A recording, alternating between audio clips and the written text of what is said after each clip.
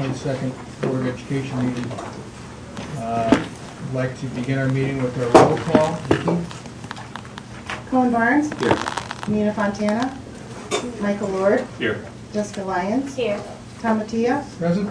Mike Burbick. Here. Casey Williams. Here. Okay, we have a number of students here this evening, and I had a lot of volunteers, but Zach and Kellen are going to lead us in the Pledge of Allegiance. So if everyone would please rise, the flag's right here.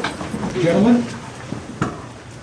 To the flag of the United States of America and to the republic for which it stands, one nation, under God, indivisible, with liberty and justice for all. Thank you. Thank you, guys.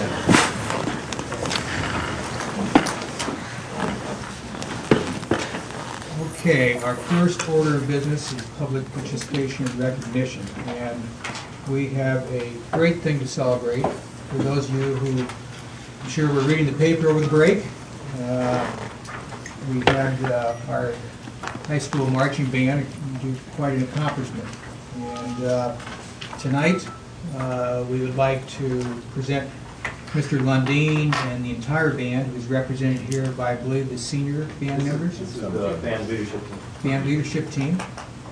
But we would like to congratulate the DeKalb High School Marching Band with this certificate of congratulations, congratulating them for receiving the following accolades at the Sugar Bowl Marching Band Competition in New Orleans: outstanding music, outstanding marching, outstanding color guard, outstanding overall effect, first place in Class AA and Sugar Bowl participant. By virtue of receiving the top score of any band in all classes, the band was also named Grand Champion and was selected to participate in the opening ceremony, carrying the United States flag in the Sugar Bowl game on January 2nd, 2013. The band is directed by Mr. Steve Lundeen, music teacher at DeKalb High School. Congratulations.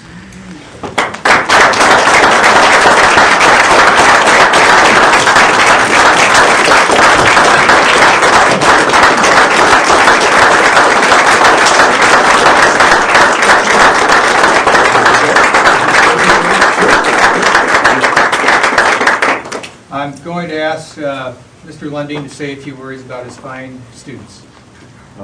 Well, first I'd like to thank all of the students for coming with us tonight and giving up their Tuesday night or their joy of being at the basketball game. The leadership team here has put in a tremendous amount of time and effort into making this a particularly special marching band year. We start planning marching band usually around late January, early February. So it's been kind of a 11-month ride with this particular marching band show, and the students really committed to it very deeply from day one and really enjoyed it and really performed it as well as I think we've ever done. We really had a very successful year. We did well kind of everywhere we went, and I know the kids were really excited about that. And then to finish the year like this was really special for them. And you know, I hope they understand how proud I am of them to watch them play stuff like this. It's really been a treat to work with them. Could you tell us how much money you actually raised to be able to do this? Because these guys did this all on their own with their help of their loving parents, I'm sure. Well, largely we had a lot of help from the music boosters, of course. We raised about $15,000 to offset the cost of the trip for the kids. Could we have the students introduce themselves, please? I'm Teresa Nguyen, and I'm drum major. I'm Sarah Trosel, color guard captain. I'm Lindsay Helmuth. I'm a flute member and a flute player in the jazz ensemble. Everything. I'm Savannah Robles, and I'm drum line section leader. I'm Kellen Grady. I'm the section leader of the Northlands. I'm Zach Reel. I'm the clarinet section leader. I'm Sean Holloway. I'm the trombone section leader. I'm Eric Hadjushik, and I am the pit section leader. I'm Michael Burbick, and I'm the section leader for the trumpets. I'm Allison Humphreys, and I'm the twirler for the band. I'm Claire Spahn, and I'm another drum major. Okay. Mike, you want to say anything? I know you have a son who's a part of this as a board member. Congratulations, everyone. You've earned it. Okay, thank you again very much, and we appreciate how you represented not only our high school, but our community so wonderfully. And thank you again, you should be very proud.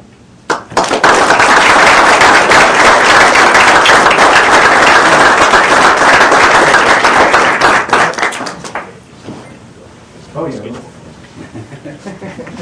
We'll go back to basketball game. Nice job. Next time bring your instruments, okay? Play a little song.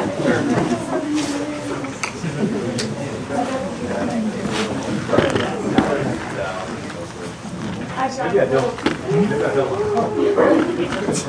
That's the fun part of this. Okay, we will now look at these.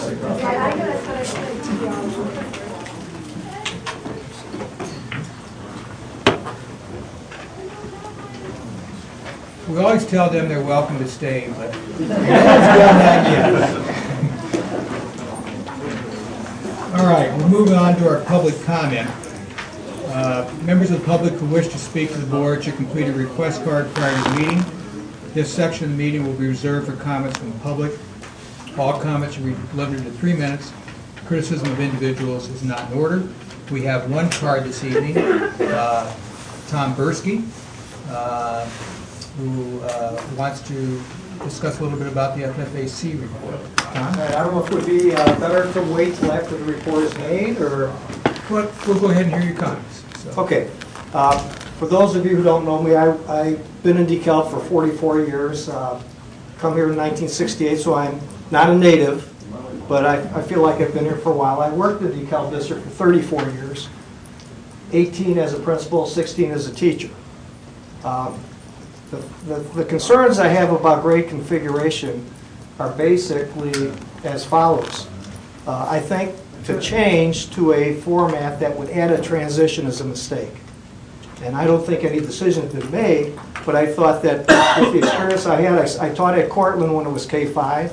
I went to Clinton Rosette when it was 6, 7, 8 and taught for 13 years. During that time, we switched to 5, 6. I also then became principal at Clinton Rosette and was principal for 4 years there before moving to elementary, which was K-4, and then we moved back to K-5. So I've kind of gone through a lot of the different changes historically, and I think I have some insight to it. This isn't based on any kind of investigation, it's my observations, having been in the district all these years. I think parent participation is key for our children's growth. And I think that when you add a transition, another level of school, you're going to lose parent participation.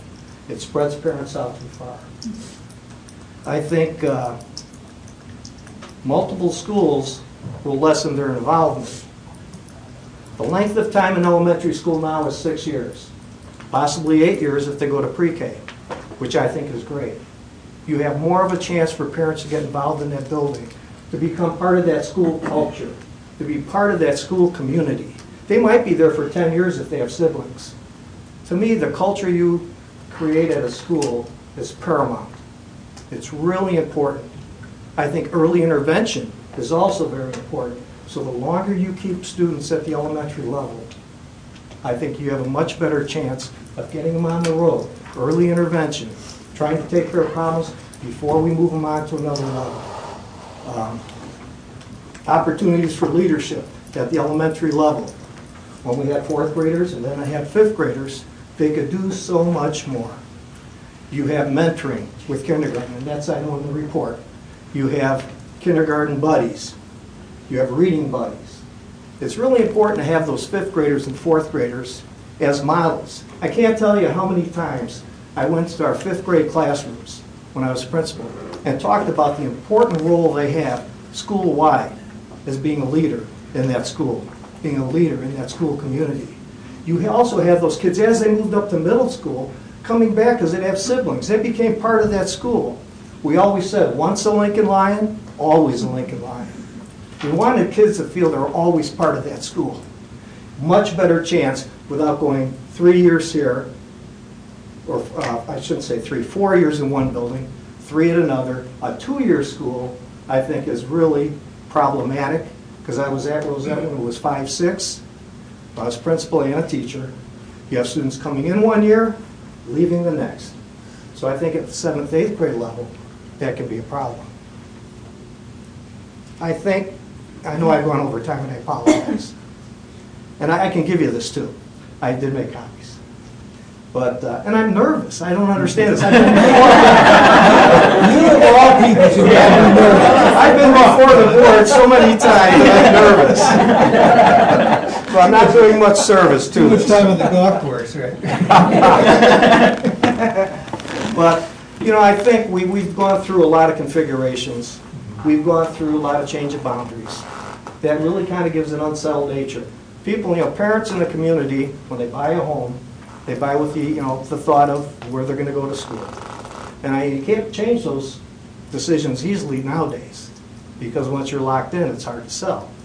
So I think things that we do here as a school district, we want to have continuity. I think, and to me, I am proud of being part of DeKalb District. I'm proud. I have a grandson who's 15 months old who lives in DeKalb, so I'm going to be a grandparent also. My kids went to DeKalb, and I was a proud parent of being in that process. But I look down the road at Sycamore, and it's been 30-plus years they've had K-5, 6, 7, 8, and high school. That's continuity. That's stability. We need to get to that. And to me, an extra transition is a mistake, and I hope we're not going in that direction. I just wanted to share my feelings about that. And from the middle school level, 6, 7, 8, having 3 years of the students, I coached for 13 or 15 years when I was in middle school, 13 as head coach of basketball in 8th grade.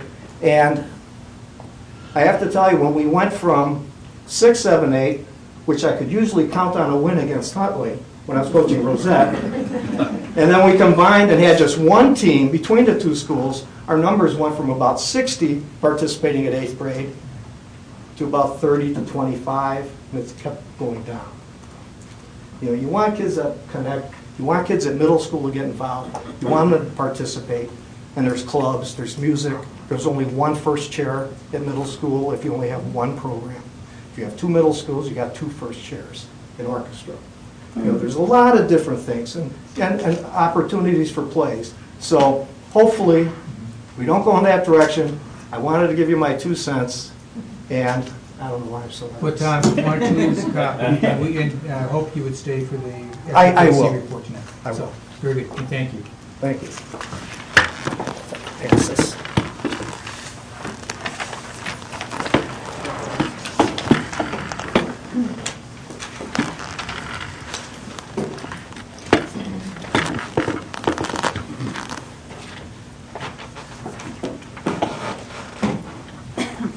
And the next item on our agenda is the possible expulsion of student number 012213. It has been recommended by the administrative team that the Board of Education expel student number 012213 for the remainder of the 2012-13 school year. Is there a motion? I make a motion that the Board of Education expels student 012213 for the remainder of the 2012-2013 school year, and the student will be admitted to KC for 1 semester after the expulsion period, then reviewed further. Do we have a second? Second. We have roll call, please. Con Barnes, Yes. Michael Ward, Yes. Jessica Lyons, Abstain. Tom Tia, Yes. Mike Burbick, Yes. Tracy Williams. Abstain. Okay, action taken. We now move on to presentations. We have the Finance and Facilities Advisory Committee report. This is a group that has been putting in a lot of work, and we're very appreciative of that. Speaking tonight, I believe, will be our chairperson of that group, Kathy Watkins. And Frank Roberts. And Frank Roberts, and technical assistance from Andrea Gore. Correct. Okay. Kathy? I told him my voice might give out, so he had to be up here so I could toss him the ball. And you can go ahead and kind of on the side so people can hear you back there as well, okay? You have a document, well, 4 documents that are stapled together. And doing something a little differently here, I'd like you to go to document 4, the last one. Document 4 is a summary of every single meeting that we held. And we wanted you to have this, a more in-depth look, but again, that's for you to look at whenever. So if we go back to document 1, the first document shows when we were Excuse me one formed. second, Kathy. Oh. Did we have this so it would be up on the screen, or? No, we set don't. to that? You didn't put it. So, It is on the website publicly. It is on the website publicly, so. okay. The committee was formed in October of 2011. And at the very beginning, we had a little shuffling. But I would tell you, since January 2012, we have had a dedicated group of people that come every time. And you'll see in document 4 how many times we met and what was discussed. We were given a charge by the school board to look at finances, to look at facilities, and to make some recommendations. Well, I have been in education for 40 years, and I learned so much. I couldn't believe it, and the people that haven't been really were steadfast and took everything in. Under education, we examined state report card information, testing, comparison of education performance with other district, graduation rates, et cetera, et cetera. And the outcome of that was we have a final presentation developed for various options for grade reconfiguration. And a survey was developed for certified personnel to get a feedback on those options, and that was done, and that's online also, and their responses are. Under finance, the school district budget, as we know, is not in the best shape. We discussed fund balances, budget reductions. We looked at a projection model of where the district would be in 5 years, 3 years, 5 years, et cetera. And we compared again with state and other districts. We looked into legislation, examined existing bonds, and one thing the board was trying to decide to do was whether to extend the $5 million bond issue that we were able to. Well, we had quite a long meeting and discussion about the pros and cons of that. We finally came up, I think we've got a couple of members here, I think they would agree that we had consensus that yes, going for the bond issue was maybe the better evil. We didn't like either, but it was the best thing for the long term for the district. And then under facilities, we looked at especially Malta and Cortland since they were decommissioned. We did not talk about Cheeseboro, we did not talk about any land swap. We talked about Malta and Cortland. And we looked at the building capacity, the square footage, the age of the facility, and we did a needs assessment for each building, what it would cost to bring them up to state standards to be able to use them. We also had presentations from auctioneers. We made a recommendation to the board that we felt they should auction those 2 buildings, and that actually happened, and 45 and 30,000. Yeah. So they are off our list of buildings that have to be cared for as far as snow removal, keeping heated, pipes, all that kind of stuff. That's one thing I learned. It makes sense, but I didn't even think that. I thought, well, why do you have to have snow removal? Because there's nobody there. But you do, according to state safety standards. You still had to have access to the building. So that was another thing. So those are the things that we recommended and were completed. anything about document 1 you want to add, or Frank, or? No, I think you clarified the fact that the board did go take your recommendation, and we did move ahead with the remaining bonds, and obviously the selling of the school was a great success. Okay, document 2. Again, after many meetings and many presentations, Jessica, Connie, I'm going to forget somebody, several people made presentations to us. Doug, but he's not here. That's fine. Doug did too. Roger did. Tim Edson, yes. So we've had a lot of input on this. Our number 1 conclusion and recommendation is no, we are recommending that the current grade configuration not be changed. The rationale, I think Tom presented some of it, but we could not find any sufficient evidence that changing the current grade configuration to grade centers would materially enhance the quality of student education for the students, and also that it would save that much money. So again, our initial goal was to, one of the options was to look at this, and we decided that the district had experienced a number of changes in recent years, and many in the community have stated they desire a period of educational stability. Do the board members have any questions on that specific point? Okay, number 2. As I said, Roger and Tim provided staffing data and compared a number of current certified staff in the middle school model to a proposed junior high model. There was some possibility of saving some money by doing that. However, we felt that further consideration should be given to moving from a middle school model to a junior high school model.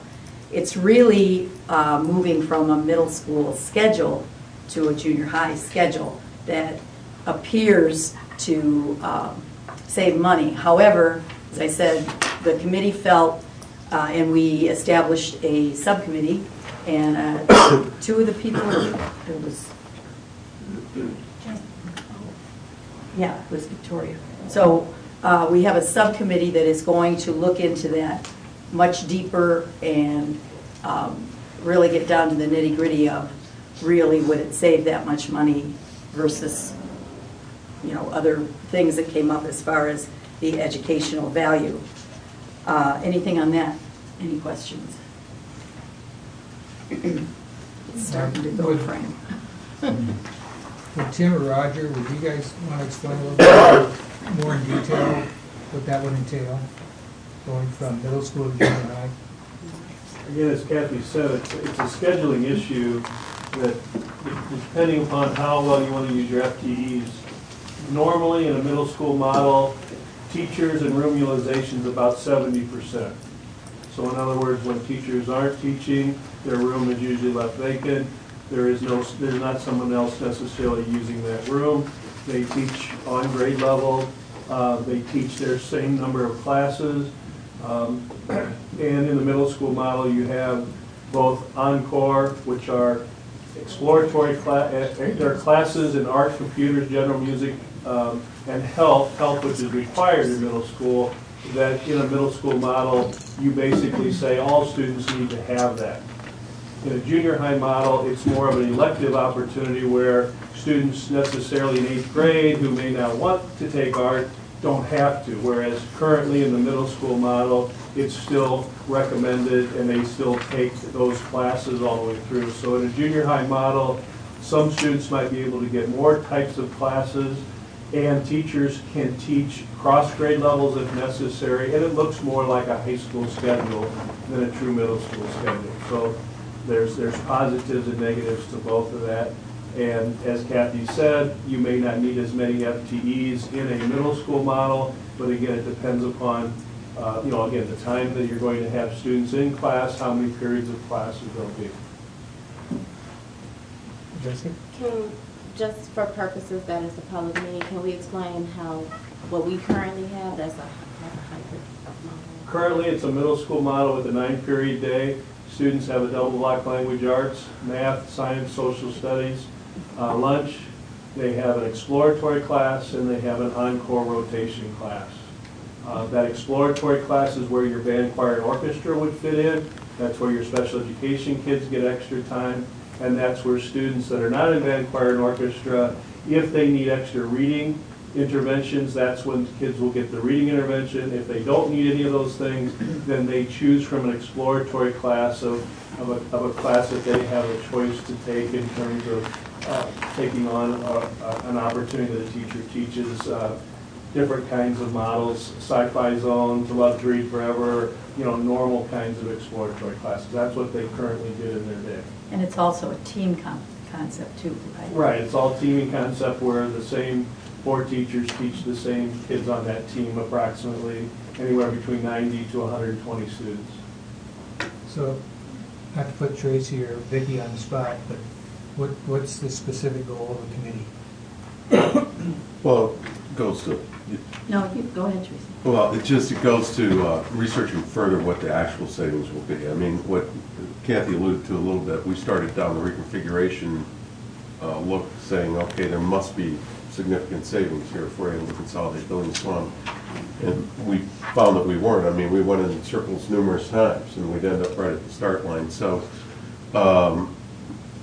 it appears at this time, initial findings are that there will be significant FTE savings if we go this route.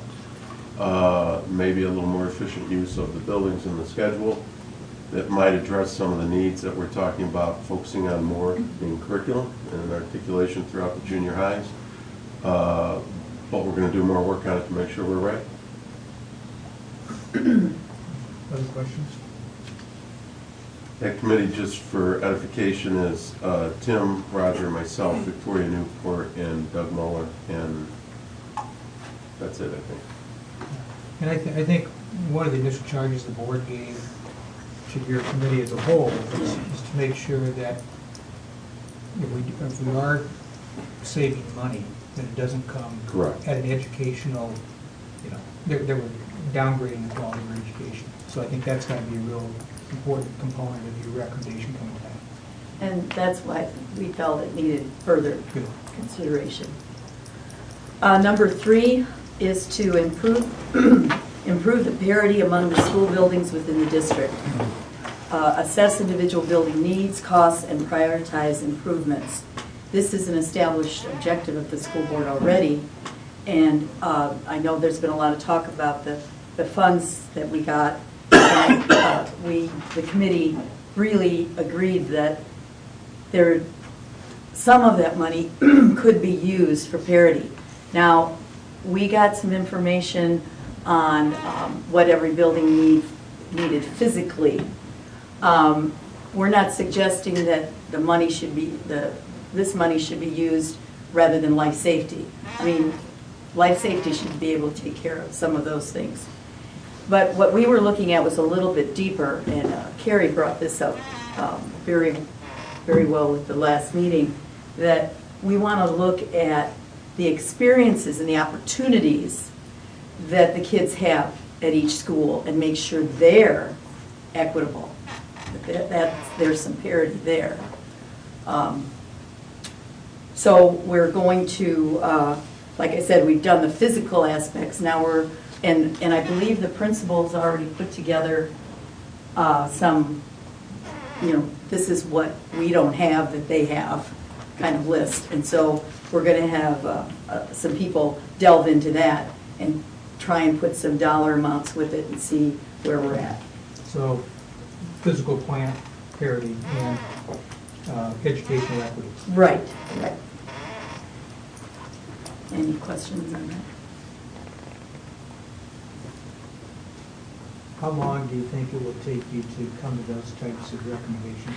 I think we're pretty close if all that information is, and we had talked, Frank and I had talked a little bit about creating another subcommittee to do that. In fact, our next meeting might be 3 subcommittees meeting and then get back together so we can see where we're at. But I think we have all the information. It's just a matter of reviewing it and putting dollar amounts to it. Number 4, further consideration of moving all pre-K EC students to one building. EC, early childhood. The rationale for that is a dedicated pre-K EC building would be beneficial and provide efficiencies. The two programs would have the ability to collaborate and use shared equipment. Due to the age of the children in these programs, 3 to 5 years of age, the classrooms tend to create a lot of noise and can create distraction to the other grades in the building.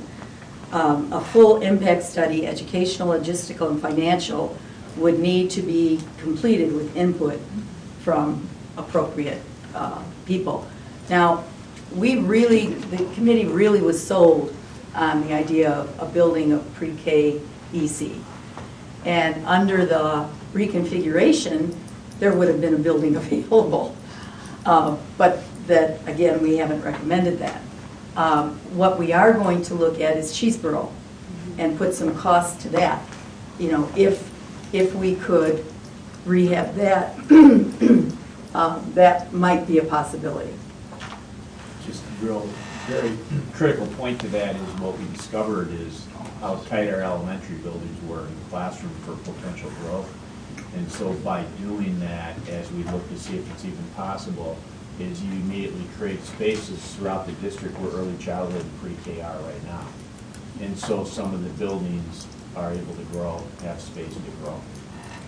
And again, another thing I learned was that there are some families that register late and the school might be down the street from them, but they can't go there. They're an overflow to another building because that building has reached its capacity or that grade level.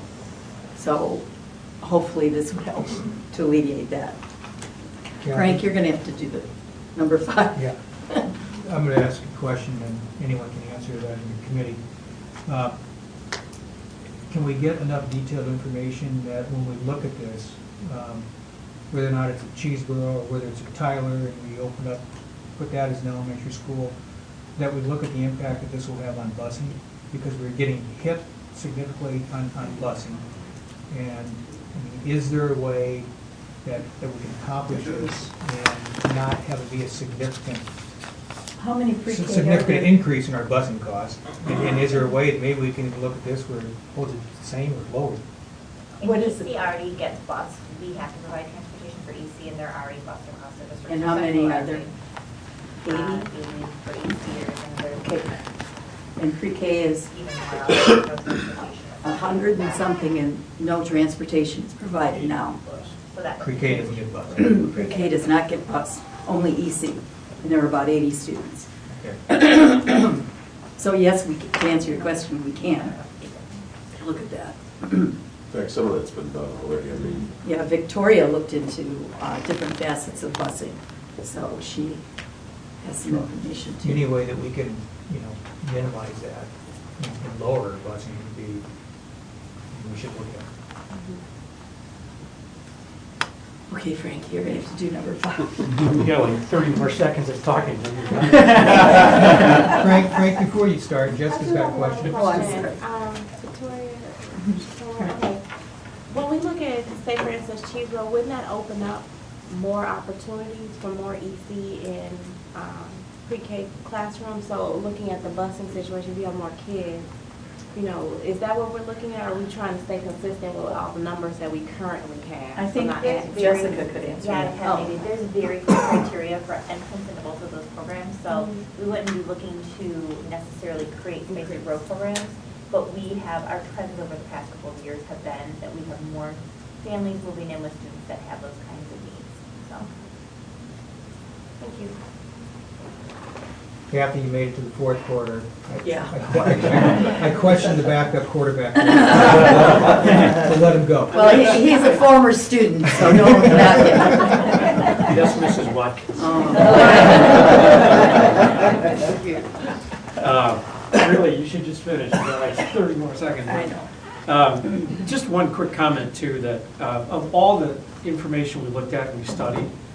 The one, and Kathy talked about this, was this pre-K EC opportunity across the district.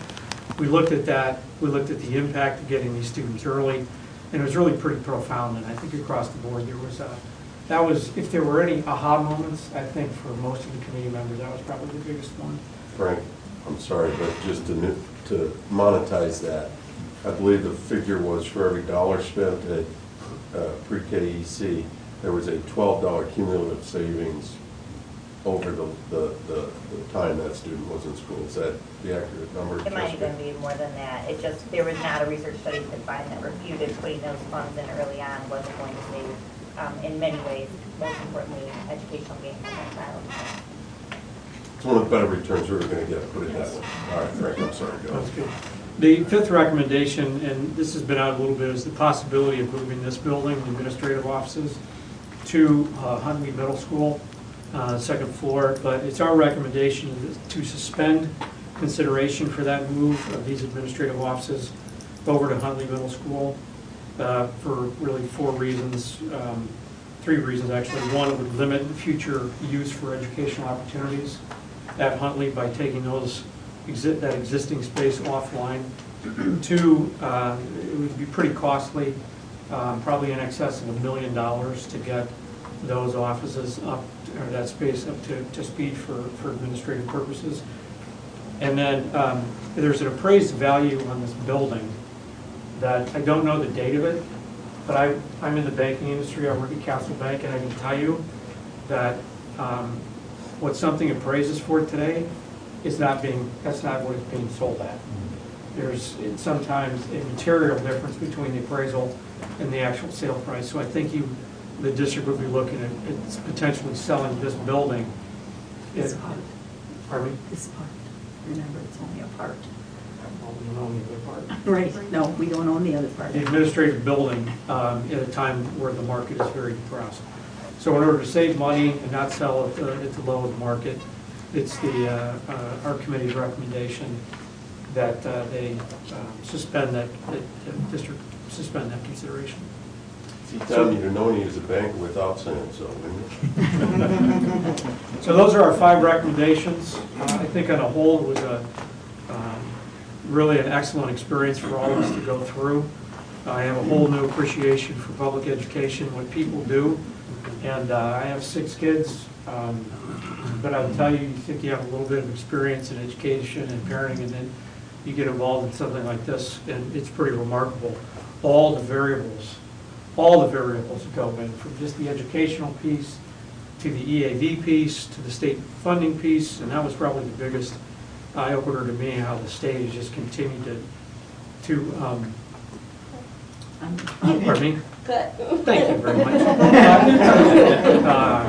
A dollar support for public education, so those are our 5 recommendations today, with further work to do. Other questions on this report? I do have one, again, going back to the parity issue, the building and educational parity. Is it possible maybe for the committee to bring back kind of a prioritized list? Yes, of and what I those think issues would be? the principals had a prioritized list too, yeah. Actually, at the next meeting, that's what our focus will be on. And a potential timeline? Yes. Because I think we're looking at the 21 million is not something that is burning a hole in our pocket, but I think we want to, stage it and give ourselves necessary reserves in this crazy climate of state funding, right? So. I would say, Tom, that no one on the committee thought we should just go out and spend it all. Right. So they were very conservative in that manner. So even if, when we go through and see the cost for some of these things, we may not be able to do it because it's too costly, because we do want to save some of that money that, for future. Other Okay. questions? The final document is document 3, and this is basically where we feel we are going next. Now, again, the board needs to say, yes, this is the right direction, or no. Under education, we want to look at the teaching and learning model decisions like the middle school, junior high scheduling. We formed a subcommittee. Possible implementation would be 2014, 2015.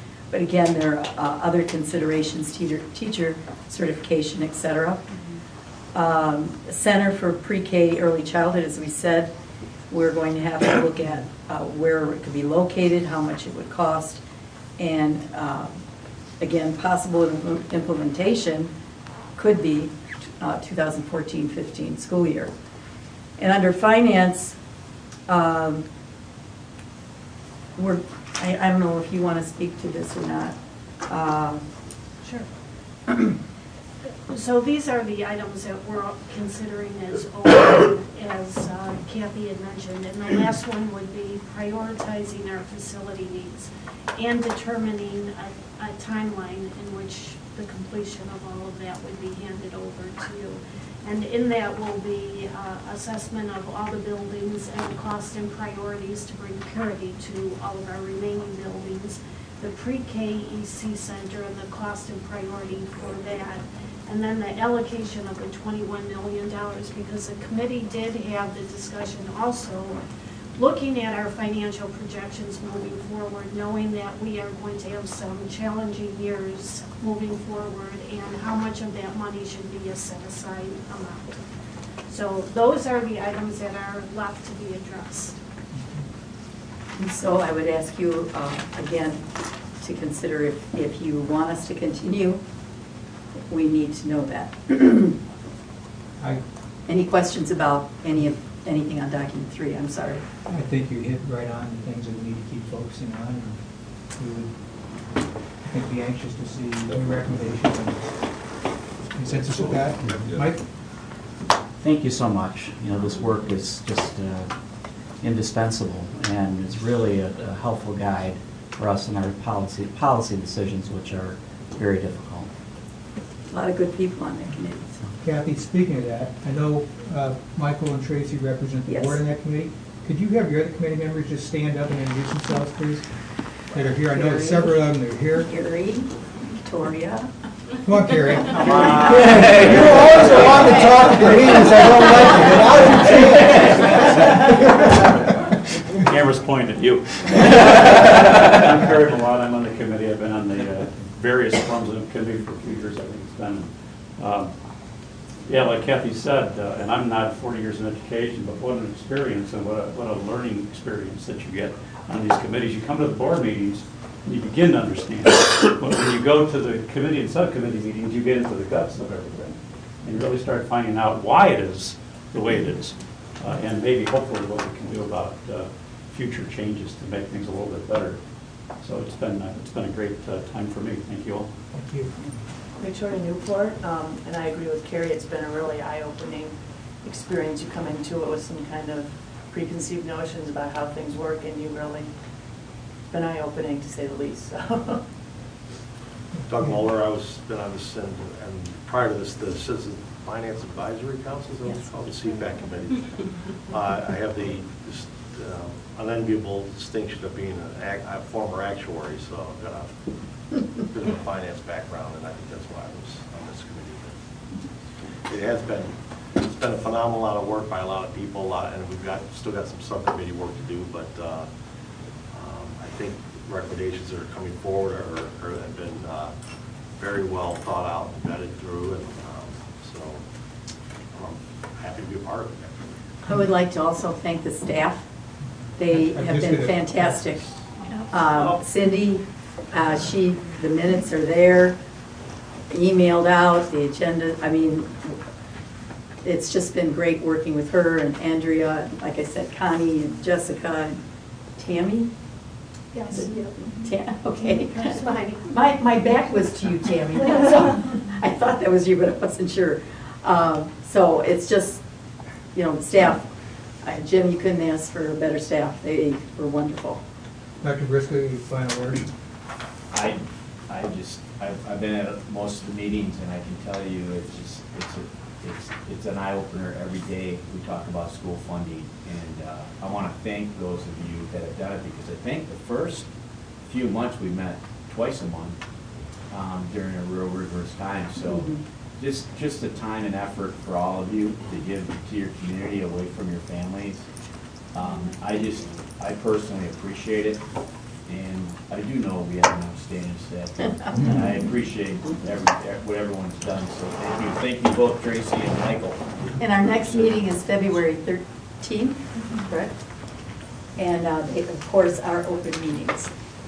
And Doug or Andrea, for members of our press, maybe if they haven't received copies of this, maybe we can make copies of the presentation and all the material that was there.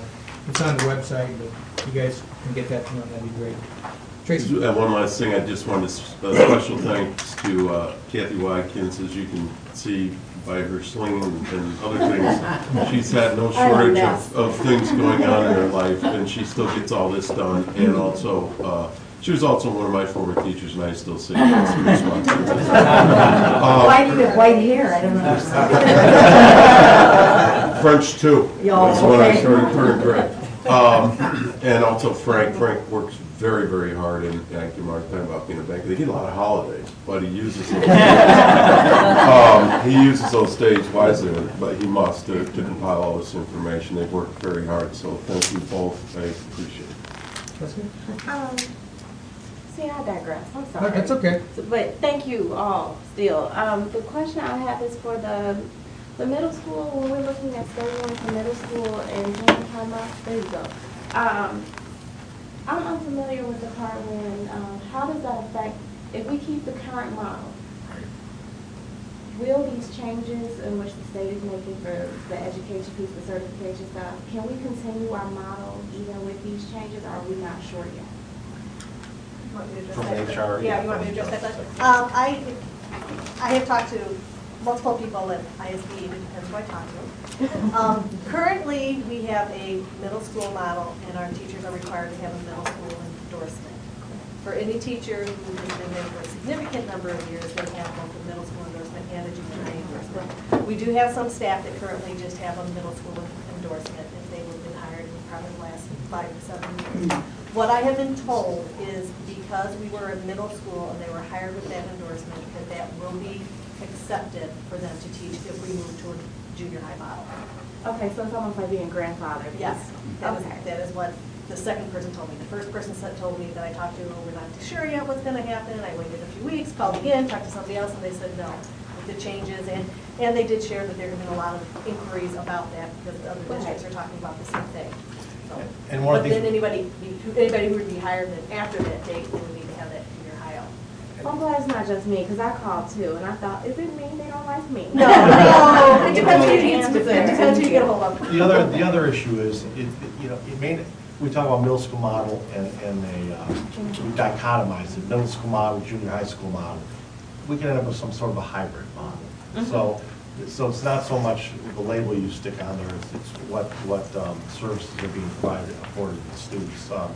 And actually, we have our first subcommittee meeting tomorrow. We've got Mr. Williams on there, and Victoria, and Roger and Tim will both be there. So we're meeting tomorrow at 4:15 to start the ball rolling and look at this. So I have a question. And with this current model, aren't we able to do the exploratory in addition to providing those extra supports for the instructional pieces, so like the reading supports and giving them that exploratory? Yes. Okay. Yeah, but that's not to say it can't be done in some sort in of other hybrid. ways. Yes. Okay, thank you. Thank you. Okay, we're going to move on to our next presentation. It's the, if you remember back, I think it was back in our December meeting, Tamara, we were talking about the flex schedule, and you wanted to go back and do a little bit of research, so. I actually have 2 items on the agenda. And the first item is... We'll start with this one here. Okay. The first item is, as you know, the part of the district improvement plan was to investigate the current flex schedule that we have at the high school and looking at some of the data to see the effectiveness of it. I had some concerns about the number of study halls the students took and some of the conflicts with the scheduling. The only data we have is from the first year that the high school was open. So it might be a little, I would like to take another look at it after this year to see what the scheduling looks like. The staff is in favor of the flex schedule. We did a survey of the staff to ask them some questions, and as you can see, 80% were in favor of continuing it, 78% felt it was an effective resource, 84% felt it helped build relationships, and 88% felt that time spent with students improved student learning. What I want to look at is some really hard data, and that's looking at the number of D's and F's by school year, number of credits earned and failed, and graduation rate. Does the flex, is it completely because of the flex if we see an increase or a decrease? We can't really say, but if it is an effective model, we should see a decrease in failures and an increase in credits earned. So, and we should also see the D's and F's decrease and graduation rate increase over time. So we're going to take another year to collect the data, and so this is for information only.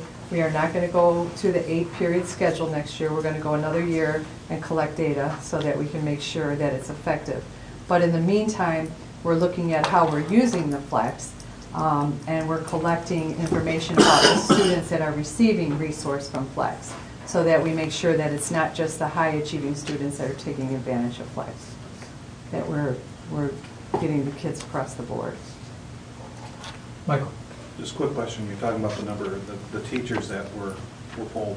What percentage of our teachers responded? 79 teachers out of 110. So it was a pretty good sample.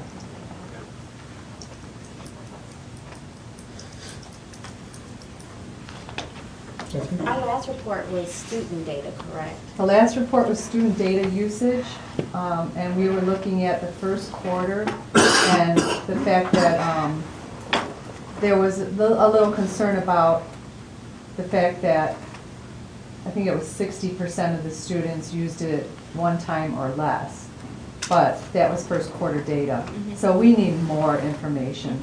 My biggest concern was looking at study halls, number of students that took study halls last year compared to in past years. But it was the first year of the model. It was the first year of the high school. So I want to get more facts to make sure that is the case, because if that is the case, then the number of credits earned will decrease because more kids are taking study halls. So we need to take a look at that. If that is indeed what happens over time, we need to step back and say, wait a minute, the teachers may feel this way, but the hard data says this. Or we'll say the teachers feel this way and the hard data supports it. That's what I'm hoping will happen, but time will tell. How is flex promoted to the students? Is there any changes that, since we're going to do it again next year, are there any things that we can do to increase that participation? And you know, Cindy's here tonight. She's one of our PBIS coordinators and instructional coaches, and her and I have had a conversation about taking a look at how flex time is used and just getting creative with the way we use flex and just taking what we're currently doing and seeing if there's other things we could be doing as well. The teachers were informed that the expectation during flex and what the students are doing during that flex time is that they need to be using, if they're not flexing out, working with the teacher, they need to be working on something during that flex time. It is not a social hour, and that was made very clear. And then as far as kids flexing out, some content areas are getting more traffic than others, so that's the part we want to look at to see if there's a way we could support those content areas so that they can have support to work with the students, because they're getting more students than they can handle. Well, I assume the board is in agreement to get more data, because I think we didn't feel like we had adequately last time. So I think and I appreciate that. I mean, coming back, I just felt coming in as a first year and looking at it, and those study halls were concerning, and so we'll look at that and see if hopefully that won't happen next year. Okay, the proposal for the additional 6/10 of the time being, Yes. FTE, 6/10, 0.6. Well, first thing I want to do is thank the administrative team for being here in support tonight. We're missing two of them because they're at the girls' basketball game, and that's Dr. Huey and Mr. Chamberlain. But and I have Nicole Stallings here, who has been doing the .4 dean position as well as her .6 PE position. If you recall, when the original proposal was brought forth, it was main goal was to increase the effectiveness of the behavior plan at DeKalb High School. When I say that, it's more about prevention and figuring out what is going on and why, rather than waiting till the consequences are, the student makes the bad decisions and we're issuing consequences and we're having kids out of school, in school suspended. I mean, the referrals, we've had quite a dip in referrals, and I'll talk a little more about that. So what we found is with Nicolia working with attendance, she has identified quite a few students and quite a few issues that are going on in those students' lives and has referred them to our SST, which is our student service team. And ultimately, that's what this is about. Deans are not just about issuing consequence. The deans are part of the student service team and figuring out what's going on in the students' lives. Nicolia has been putting in an additional 2 hours a day outside of her regular day to try to keep up with the workload because she's really taking pride in what she's doing and she's seeing the benefits of it. So in all fairness, I think it's only right for her to be a 1.0 dean and to continue in what she's doing because it's really benefiting the students. I put some data in there as far as the referral decrease from the first quarter, but I even had better news when I got the Barb behavior, which I have not given you yet because I'm working on some of the graphs. I didn't like the way they looked because the scales weren't, each year's scales were a little bit different. But we, instead of a total referral reduction of 30%, we're at 40% now for the semester. So I'm really proud of that, and I'm proud of the team because I think it's an effort from everybody, and just getting the students before the fact is a big piece of that. So I think it would be very beneficial to our students. So in Tamara, the total referrals, that is the cumulative total of tardy, missed consequences, parking lot, defiance, dress code. Are you talking about on page 2? Yes, that was for the first quarter. That's for the first quarter. Now we have 40% is. Well, 30% is for the total reduction in referrals from last year to this year. But now we have a full semester worth of data because the semester just ended. And we're actually now at 40% reduction from last year. So I feel like it's I really think the benefit is working with the kids in attendance is a big part of, when a student isn't coming to school, there's a reason. And it just escalates. And if we can dig into what the reasons are and get the kids in school. Questions? I think it's really impressive, the progress. I know it's been brought forth as an informational item, but do we want to take action on it this evening, or do you want to bring it back to the next meeting? I'm looking to the board for action. I think we can because it's listed as information. So it's listed as information, so we can't change it? But what'll happen if you guys move forward, we can still tentatively post what we have to post, and it'll be in consent next time. Okay. So really. But yet, there's plenty of things that are coming before us as action items where there was no information wise. So, I mean, from a certain point of view. I know, it hasn't happened for a while, but it happened a lot our first The theme tonight is consistency, so like it has happened. It has happened. Well, it sounds like we can get the wheels moving, and we'll just bring it forth next time on consent agenda.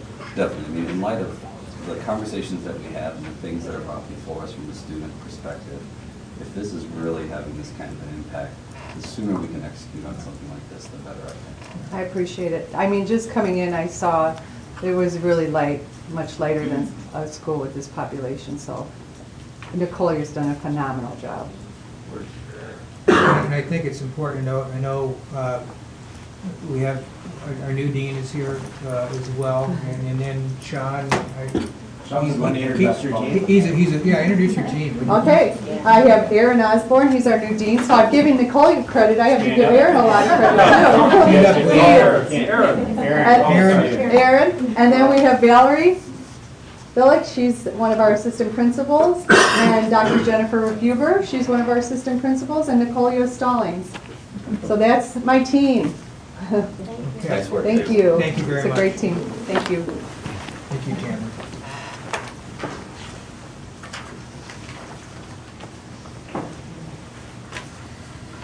Okay, the next item would be the possible participation in the ISBE-sponsored teacher recruitment program with Spain. Connie? Amy Kirkus. Tamara, you're going to stay around for this? Yeah, because we have the FFE stuff. Okay, good.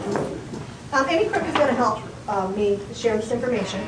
What this is a visiting teacher program that is an agreement between the Ministry of Education of Spain and the Illinois State Board of Education, and it is bringing Spanish teachers to our country in our district.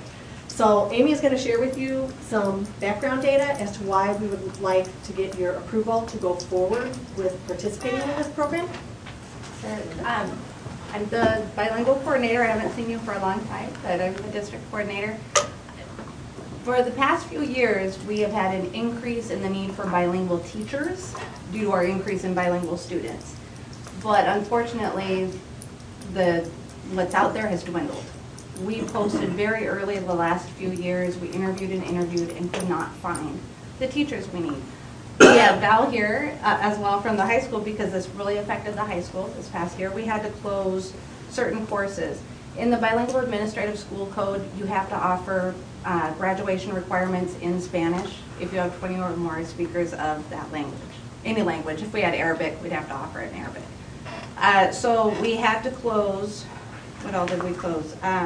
Earth-based science, U.S. history, and health that the kids need to graduate. We did not have properly certified bilingual teachers for those courses. Also, we had to offer biology. It was team taught this year with a biology teacher and then a Spanish foreign language teacher. So there were 2 teachers in one class in order for the kids to get that requirement. Next year, we're expanding to Algebra 2, so we'll need a teacher for that. There's just an increased need. And on top of it, Mara Lynn, who has been with us for years, is retiring, and she teaches everything from bilingual literacy, social sciences, just a wide range of certifications, and there isn't anyone to replace her. We've already posted. In addition, we're going to need someone at the elementary. We're out of compliance there.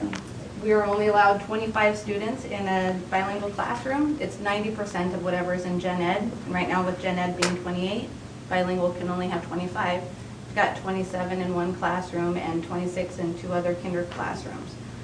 Also, 3rd grade at Founders is out of compliance. So we could need more teachers there. And not having the proper teachers means that we may not get our funding, Title III and the federal funding, which is about $228,000, that goes toward teacher salaries. So that's our need. We did have a conference call in December, and on our side was myself and Amy and Val and also Gina Greenwald, the principal accountant, just to kind of get some preliminary information about what this program would look like. In addition, Harvard School District has participated in this program in the past, and Amy has been in contact with them, finding out how it actually goes. So what we found out in that conference call was that the state actually sponsors the visa, the work visa, for the people when they come from Spain. That is not a responsibility of the district. The state of Illinois actually does that. There would need to be an intergovernmental agreement with our district and this Embassy of Spain, as far as accepting their teachers. We asked what responsibilities do we have? The one responsibility that Amy and I talked about, and we've said that if you guys give us the okay to pursue this, that we would take on that responsibility, is once we identified candidates and we made them an offer and they chose to come to DeKalb, we would need to set up housing for them. The district would not pay for the housing, but with them being in Spain, us being here, we would work with a local realtor about renting. It's totally the employee's responsibility to pay for the rent, it's their responsibility to pay for the car. The ISBE helps them get a social security card so that they can get a paycheck. There is a timeline attached that we got from them in your agenda. There is on February 8th a more formal meeting where we will get much more details. The week of April 2nd through the, or 22nd through the 26th is when we would actually interview the candidates from Madrid. We can do that through a Skype interview. ISBE says if we dedicate that we would hire 5 or more, they would pick up the cost to actually send 2 people from the district to Madrid to actually do the interview at their expense, not ours. Don't know that that's going to happen. But that is something that we actually do get to interview them. We would use our interview questions. We would use our interview process. The question came up, okay, let's say we hire a teacher. They don't cut it the first year in DeKalb. What is our commitment? They said if they don't cut it, we release them like we would release any other teacher. They follow the same teacher evaluation process that any other teacher would follow within the district. So, any questions? That was kind of a quick information. Questions? Yeah, go ahead. The program you mentioned Spain, Madrid. What about Mexico? What about Puerto Rico? Because the dialect differences. The dialect differences. Right now, this is through the ISB is the one putting on this Embassy of Spain. They did not mention anything about Mexico. I know that we have in the past participated with that. In the past, we had to sponsor the visa. The district required that cost. And now this is no cost. This was no cost. We like that idea. Other than their salary. Right. And, oh, and no TRS. Oh, Is and that right, and no, TRS? yes, they do not get TRS. We do not have to pay TRS for them because they would not be invested in the system. Right, right, so it's their salary. What if we find out after the first month the teachers are not effective? They said they follow the same as any other teacher. One thing that I really liked about our interview with Jorge at the state is that these teachers have all at least 3 years of teaching experience. They have qualifications like we're looking for at the high school. If you cannot find a bilingual biology teacher who's taken the 18 credits of bilingual approval plus their biology certificate, they are extremely difficult to find. They have them. Quite a few of them have master's degrees as well. They would be highly qualified. The state would make sure that they met the highly qualified recommendations for no child left behind. Call it. Any issues with our teacher union? I mean, bringing in people from the outside, I didn't know how that plays out. I mean, I'm assuming since you've tried to acquire, the market's not there, we have a need that we can't fill, that there would be no issue, but I don't know. I didn't know. We have not talked to the union about it. If there's issues, we wanted to get the approval from you to move forward. I don't know if the union. We would be hiring you. We would be hiring new teachers anyway. I mean, I don't foresee any, but I mean, we do have 2 union presidents here. I get to go to the interviews, I'm Well, this is from Madrid. Skype. Yeah. I think I just saw the knowledge. Yeah. So any other questions? Like I said, there is this more informative meeting on February 8th. If you give us the okay to pursue this, once we get more information from that meeting, we will come back again and share with you what we find out. So you want us to give your consensus to keep doing some research on this? To move forward. And then you come back with a... Right. I did include in your board packet, also every year there is a Illinois School Exchange Visitor Program School Annual Report. This was just the example of what the people who participated this year, what they have to provide, and it would be a similar type report that we would then be responsible for submitting, and Amy and I would take on that responsibility as they evaluate the program from the state point of view. From my standpoint, I mean, the opportunity just for faculty and our students to be able to be exposed to people from another country totally aligns with our mission statement, so I'm totally for it. How do we find out about it? We got an email, Amy. Actually, yeah, the bilingual conference, well, first of all, at every bilingual directors meeting I go to in the fall, Jorge speaks, and I always say, gosh, I wish we could do this. And then I saw him at the bilingual conference, and he had sent this email out to us with all the information. And then Amy forwarded on to me, knowing that that was one of our initiatives from HR to become more diverse and we better meet our student needs. Amy, we'll look forward to hearing from you and Connie later. Okay? Thank you. Thank you. Okay, non-business consent agenda. It's been recommended the Board of Education approve the non-business consent agenda items A through D. So moved. Second. Any discussion on the items? Roll call, please. Michael Lord, Yes. Jessica Lyons, Yes. Tom Mattia, Yes. Mike Burbick, Yes. Tracy Williams, Yes. Colin Barnes. Yes.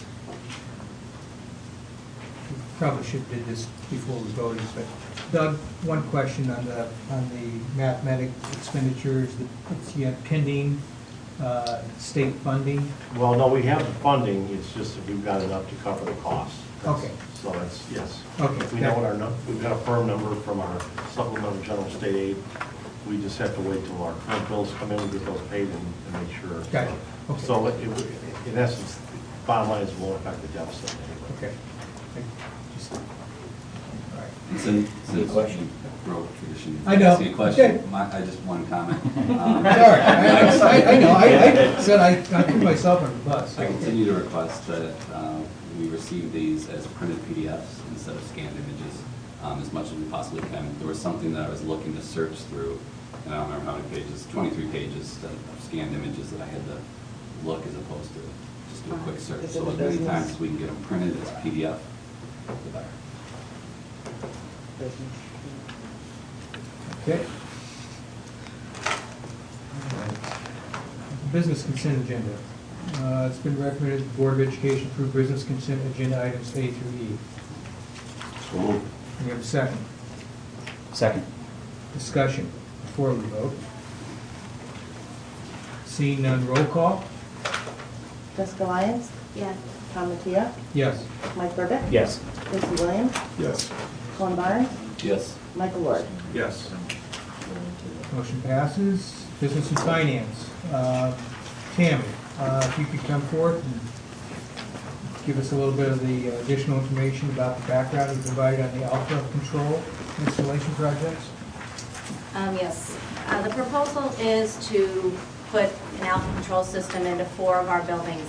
Alpha Controls is the direct digital controls that we use at some of our buildings right now to control heating and cooling systems, put them on schedules. It's internet-based, very efficient, and also a lot of cost savings in regards to being able to control those buildings. We have 4 other buildings that can be put onto controls. We were looking at specifically Brooks most recently. We have actually lost control of the units at Brooks. Everything is being done manually right now. It's an old Johnson control unit that is over, well, it actually is as old as the building, which I believe we're now at 12, 13 years old. And the unit has completely gone out. It was an N30 unit, and that unit is no longer available, so we can't even replace it with the Johnson controls. And we have always had the goal to switch over to Alpha controls throughout the district. It is what we have at Cortland. We also have it at parts of Huntley and at the high school. So with being out of control at the Brooks Elementary, we at this point are manually controlling it at times, but we most recently this past weekend lost manual control over it. What that means is that it's running 7 days a week. So from a cost efficiency standpoint, we're wasting money right now until we can get that unit replaced. My proposal actually includes the 4 different buildings of Brooks, Founders, Clinton Rosette, and Huntley. We have significant issues at all of these buildings that we have such limited controls that things are done manually that it's extremely labor intense as well as it's cost inefficient. So at this point, what I was recommending and asking for special approval is to be able to go right to approval on this rather than informational tonight because of the need to, especially at Brooks, to get this unit replaced right away. The other thing that I want to make you aware of, there is a rebate program that we've already taken advantage of at one building. We did a project at Little John in October or November because, again, an N30 unit went out of control. We had no control over the pod classrooms. So we replaced that unit. That was only at a cost of $12,000. But we were able to receive a rebate through the DCEO, which is the Department of Commerce and Economic Opportunity, of $6,600 on that $12,000 invoice. So over half of that cost, we actually receive back in a rebate. That same program is still offered, and actually right now, through, if we apply with the proposals I put in place, if we get the applications in by February 14th, they have a sweet deal bonus, which gives us an additional 14% bonus if we get our applications in.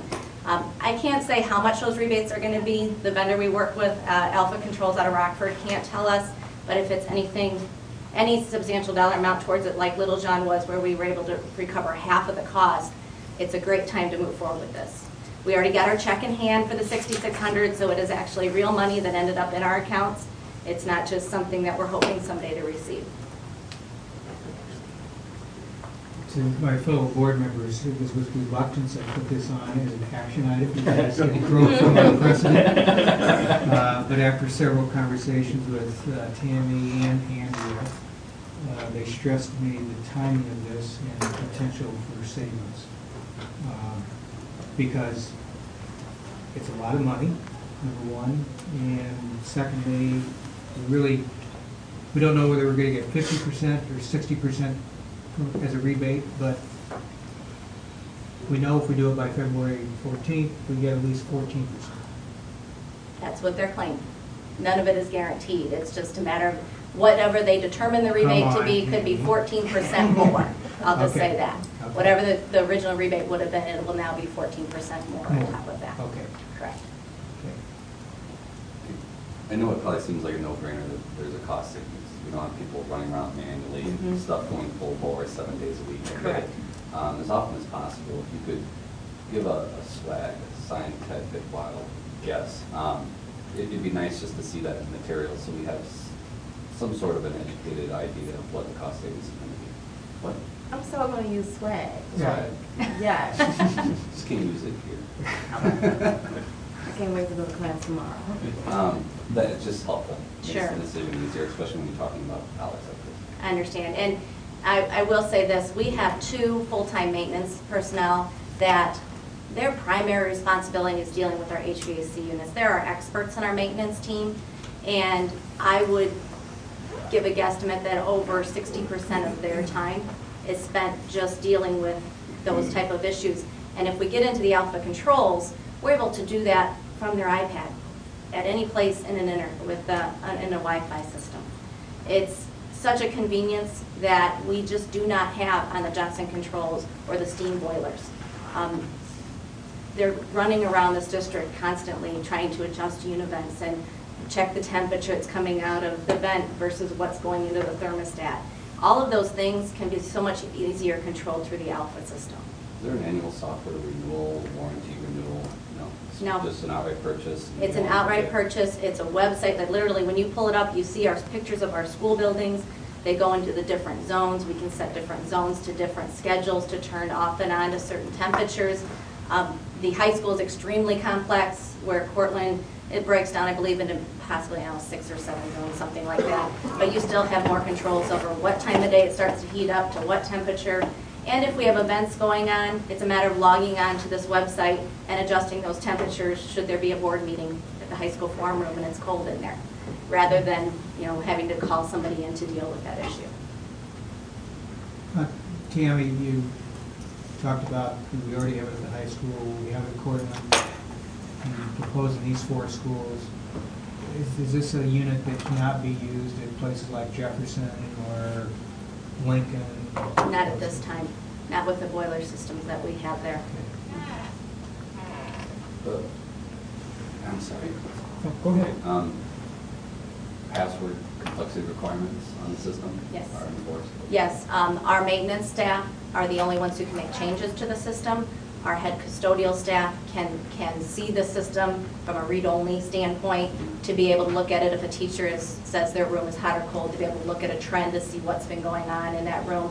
And then if it's something they think it's just a teacher who might be a little temperamental to the temperature versus a problem with the system that they need to bring a maintenance person in. What I'm referring to is, can one of the maintenance personnel have a password?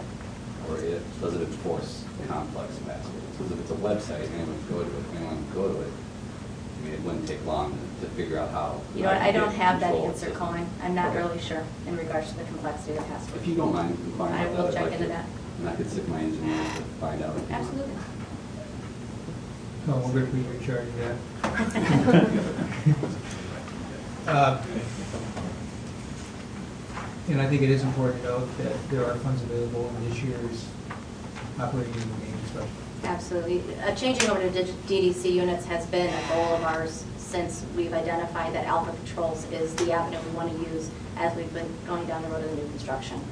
It is something that, from, again, cost and efficiency standpoint, eventually, if we do look at different systems in our other buildings that cannot go under the controls, at this time, that will be part of the proposal that goes to the FFAC in regards to the heating and cooling systems at those remaining buildings and adding DDC to those units also. Other questions for Tammy? Does anyone want to make a motion? I'll make that motion. Second. Motion been made and seconded. The Board of Education approve administration for contract with Alpha Controls Services LLC to install an Alpha DDC units at Brooks, Founders, Company, Tech Company. At a total estimated cost of $166,156 prior to the receipt of rebates from the DCPO program. And funding is provided through the OM budget. It's been moved and seconded. Any further discussion? One comment, Colin, to address your swag. We've had these kinds of controllers in livestock parks for 5 years, with the intention of a 5-year payoff. But we can manage barns in Iowa. Yeah. And I'm sure they paid for themselves some time ago. I don't know how you really document it, but we figured a 5-year payoff. I'm assuming, especially with this sort of rebate on buildings of this size and time requirements for people, I think a 5-year payoff or less would be very realistic. Now, that's a livestock farm, but it's still square footage you gotta heat, you know, and it's sad that our school district's 5 years behind that, but. Yeah. And we also work with the smart.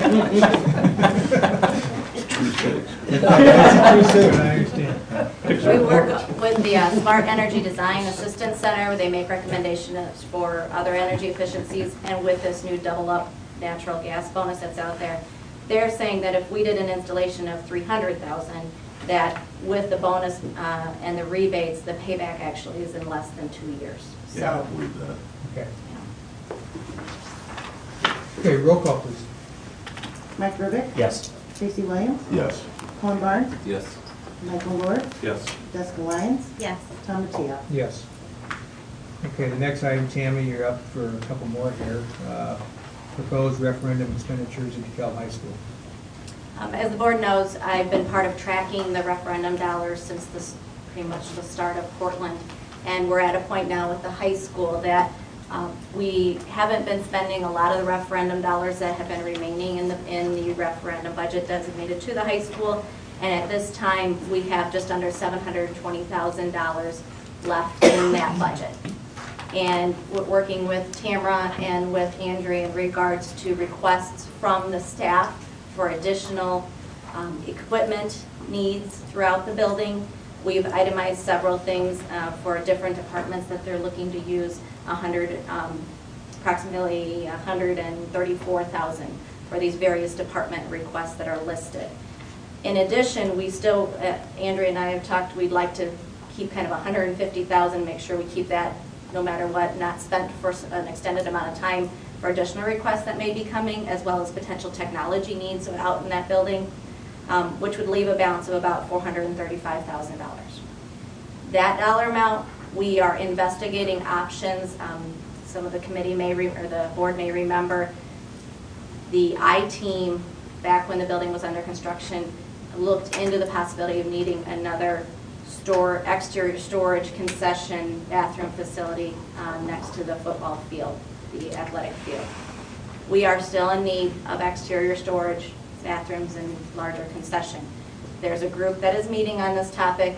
Absolutely no proposals or decisions have been made at all in regards to this, but we are talking to the architects in regards to what would it cost for a structure of that, what size would it be, would it meet our needs.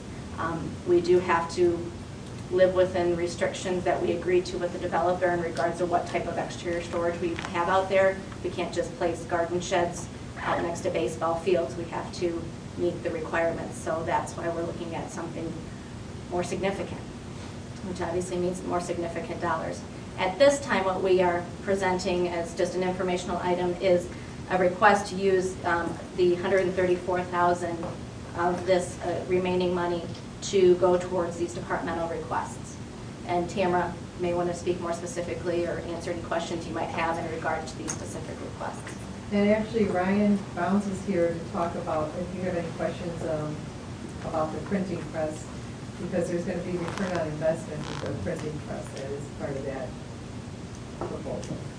So if you have questions, direct them to Ryan on the printing press. He's the expert. Okay. So what do we get for $80,000? Well, it's obviously a big ticket item. I mean, so what I've done is a very significant research on what, not only at the high school level, but among the district, what we are printing annually in some of the big jobs. I worked with Donnie Cerny in the business office to kind of look at some of the big annual jobs, which include things like agendas or the assignment notebooks across the district. That was one of the biggest things that we found out was just the assignment notebooks that get printed. The district is getting charged approximately $1,500 in just shipping to get those here.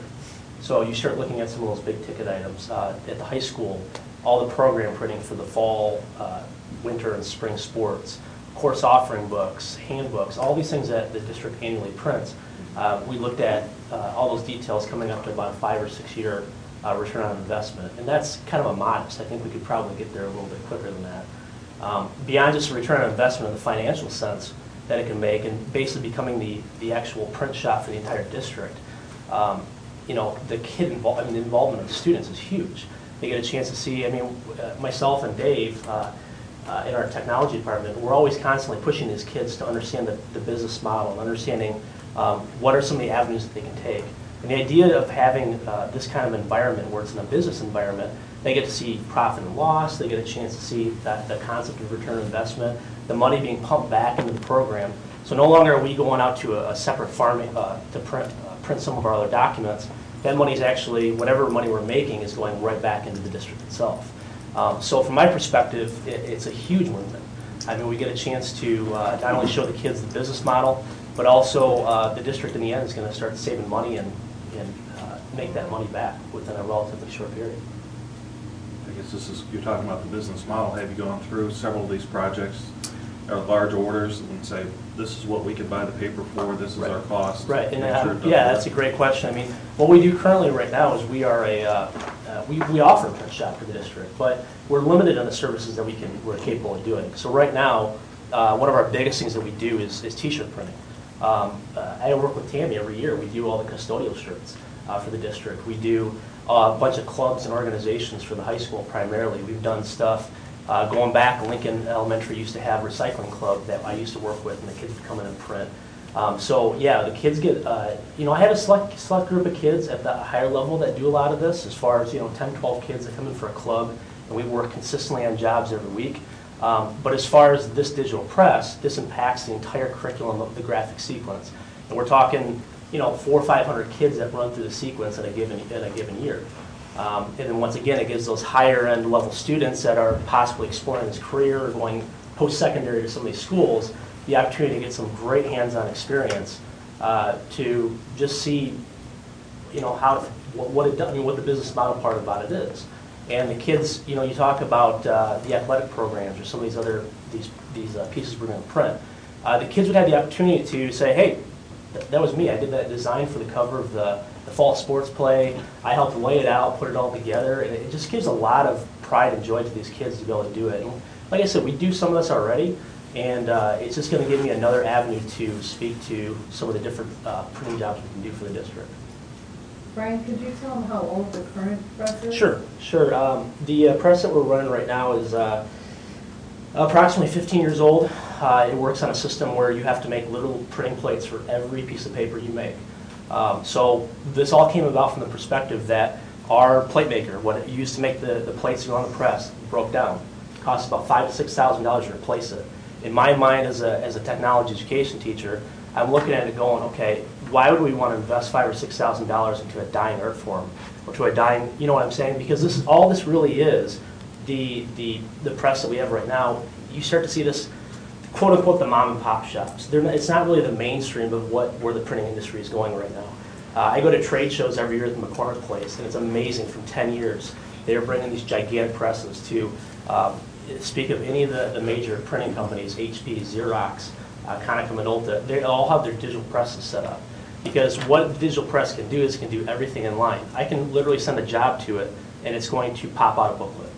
Okay? I don't have to worry about taking it off, putting plates on, doing all this all the offline folding and whatnot. So, and I've done a lot of research. I've gone to trade shows. I've gone to some of these companies into their business, done on-site trainings, talked to them about some of the details, and spent significant time picking out the pieces that go into this. I'd just like to add that Ryan first brought this idea to me a little over 2 years ago, and he definitely has done his homework. Looked at phenomenal return in terms of what we can do in putting money back into the program. But to me, from an educational perspective, our students are going to be working on state-of-the-art equipment, and if they choose to go into this as a profession, they're going to walk into a modern press shop as a skilled employee, rather than working with antiquated equipment as they are doing now and having to be completely retooled. The printing that you do, that'd be restricted to the confines of the district. It wouldn't be like TVC could contract out the school district to provide print service. Right. I mean that's the goal as it sits right now. I mean, I don't know where that goes from there and out. I mean, but yeah, I mean, all I'm looking at currently right now is just what we can provide to the district. And by the way, this is a model that's worked for currently right now. Hannaday High School has a digital press like this that does all their printing for the district. Rockford School District just purchased a Konica Minolta to do a lot of their in-house printing. Also, I believe one of the Elgin districts as well. So it's been used. So. And we have 2 different districts I worked in. We've had what you're talking about. Yeah. And the issue that would come up is the adequate time, because what the key component of this is you have a key group of kids that you trust, that know the equipment, and you hope to make that group grow. Right. The question is the amount of time to do these major projects. Sure. So put it in perspective, to do all the curriculum guides, that's a major project even with a digital print. Right. So the key is when would those students be available to do that and get the jobs done, and then as the jobs piled up, how would that look? And I know basically what he'll be doing is scheduling that, just like you would in business, just like you would in business. Right. I mean, and the idea is, once again, currently we run a graphics club every week, and that's you're talking about those key component of kids, and so I already have that core set up. But the idea is, once again, to infuse that into the curriculum itself. So if we're going to do some layout for, I don't know, one of the fall sports programs for next year, that's a project that we can infuse and currently replace some of the layout projects we're doing right now. Absolutely, some of these things are going to have to bleed over to the summer. There's going to have to be some summer work done. There's no doubt about it. You talk about that fall sports program. You talk about the agendas, some of the course offerings. There's not enough time in the day to do it in the regular school day for everything. That's a definite. But what we already offer and what I already have in place as far as for a structure, not only for the curriculum but also for after-school club, the kids spend quite a bit of time. I mean, they're already there quite a bit of time working on this. And the whole idea of the digital press, once again, I don't have to make a plate for every job. I send it out as a digital file, much like you'd send any copier, and that thing does it for you. I mean, it's doing everything for you. You don't have to take it to separate machines to do it. So, that's just, it's about the tools you work with. And the tools that you work with, you're able to produce more jobs. I don't know if it's Tammy or Tammy, what's the criteria for things being submitted that would utilize referendum dollars to pay for it? I mean, my understanding would be that if it was something that we missed or whatever, then the contingency money that's out there would be spent on making sure we're whole there. but what's the criteria for someone just saying, I need more spin bikes? Where we say that's actually not part of our plan. There's a few things that we've looked at, and Tamara can speak on this too, I'm sure. We had, when we started this process of looking at all of the FF&E when we opened this building and spent weeks and months meeting with the department heads, they started out with their list and we tailored it down. They had a priority 1, 2, and 3. And when we got to the end of where we were going to bid, we were on the priority 1s. We cut the 2s and 3s and said, you know what, these are things that if there is money available after we've moved into the building and lived in our space for a while, we'll bring these back and see if this is something that can still be considered. A lot of these items were the priorities 2s and 3s that we said, hold off for now, let's move in and live in our space. Others are, as we've identified, as we have been in there for a year and a half, or based on class sizes. You mentioned the spin bikes. Right now, there's 40 spin bikes. We have 45 students. So you have 5 kids. I assume you may want to speak on this topic. But. Well, I was in there one day teaching spinning, and I had 40 kids on the bike. I had one on a treadmill. I had one on the elliptical, and I had to rotate the other kids in. So going back to the list, I mean, technically we would see a digital press was priority 2 or 3 back in the day. Back in the day, yes. As Doug said, you know, he's been talking for 2 years about this. It just didn't make the priority list when opening the building. Tamara, were you going to make a comment? Well, I was going to say, CTE was really, they backed away in the beginning, but they have stuff like sewing machines that are 25 years old. And even Tammy said as we started looking at it, that CTE stepped back when the referendum and the money started to get spent right from the beginning. And that now it's time for them to get the equipment that they need, tools, sewing machines, cylinders. So that's where the bulk of it is. Mike? We contract out the production for the annual report, correct? Yeah. Is that something that could be brought in-house? Absolutely. And that is $5,000 a year? Yeah, no, we cut that significantly going with Shaw Media. Okay. And we cut back the number of hard copies. Okay. But yeah, we would have to sit down and talk. Then again, then it comes to when you need something and the timing of it. He may get 10 projects, I can guarantee everyone in the district will want a piece of him. Right. Across the district, when they figure out that what he can do, because he can do it for about a third of what sending it out would do. So his question would be how he facilitates his time and getting all the projects done in a timely manner. That's a big piece of this. Mike? And there was discussion, security cameras. Is that now deprioritized to continue that effort, or? I've talked to Brian Tobin, and most recently, there's not a recommendation at this point to move forward with additional cameras. Okay, thanks. This is brought forth as an informational item. Was there a consensus in bringing this forth for action for the next meeting? Okay. Ryan, thank you for coming. Sure. It was very educational. Sure. Appreciate that. Cameron, Tammy, thank you. Okay, the next item is the Clinton Rosette's parking lot proposal. Again, this is being brought as an informational item. We have been considering this project for several years. If anyone has been near Clinton Rosette at the start of a school day or the end of a school day, you're probably stuck in traffic all the way to the bridge of Kishwaukee if heading south and the traffic light heading north. It is at a standstill because the students are picked up in the Circle Drive and bus drop off and pick up is in the back parking lot. There is currently 9 visitor parking spaces for that entire building, one of them being handicapped, and 2 of them are handicapped.